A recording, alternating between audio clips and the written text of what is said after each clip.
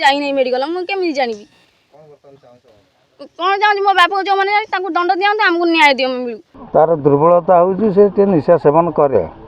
ଗତକାଲି ସନ୍ଧ୍ୟା 7:30ରେ ସେ ଘରକୁ ଫେରୁଥିଲା ବେଳେ ବାଟରେ ଏବଂ ତା ଘର ନିକଟରେ ଏ ଇନସିଡେଣ୍ଟ ଘଟିଛି ଯାହାକି ସେ ମୃତ୍ୟୁବରଣ କରିଛି। ଇନସିଡେଣ୍ଟ କ'ଣ? ଇନସିଡେଣ୍ଟ ହେଉଛି ଯେ ସ୍ଥାନୀୟ ପରିବାର ସହିତ ତାର ଟିକେ କଟକଟ ହେଇଥିଲା, ଝଗଡ଼ାଝାଣ୍ଟି ଦିନରୁ ହେଇଥିଲା ଏବଂ ତା କୁକୁଡ଼ା ଫାର୍ମ ପାଖରେ ସେ ସେଇଠୁ ଲୋକ ଦେଖିବା ଶୁଣିବାକୁ ମିଳୁଛି। ତାପରେ ସେ ମେଡ଼ିକାଲ ମଧ୍ୟ ସେମାନେ ନେଇଛନ୍ତି, କିଏ ଯାହାଙ୍କ ନାଁରେ ଆଲିଗେସନ୍ ଆସୁଛି ସେମାନେ ମଧ୍ୟ ମେଡ଼ିକାଲ ପର୍ଯ୍ୟନ୍ତ ଯାଇଛନ୍ତି।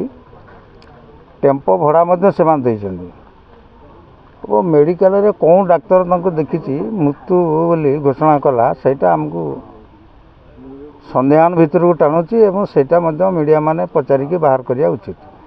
ବର୍ତ୍ତମାନ ତା ପରିବାରଟା ଚଳିବା ପାଇଁ ତା ଉପରେ ଯେତିକି ନିର୍ଭର କରୁଥିଲେ ତାହାର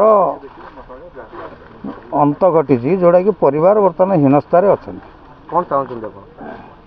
ତା ପରିବାରର ଦୂରଦୃଷ୍ଟି ଦୃଷ୍ଟିରୁ ପରିବାରଟା କେମିତି ଚଳିବ, ସେ ଯେତିକି ତା ପରିବାର ପାଇଁ ଦାୟିତ୍ୱ ନେଇଥିଲା ସେ ଦାୟିତ୍ୱଟା କିଏ ମେଣ୍ଟେନ୍ କରିବ ସେଇଟା ମଧ୍ୟ ବର୍ତ୍ତମାନ ଗୋଟେ ପ୍ରଶ୍ନ।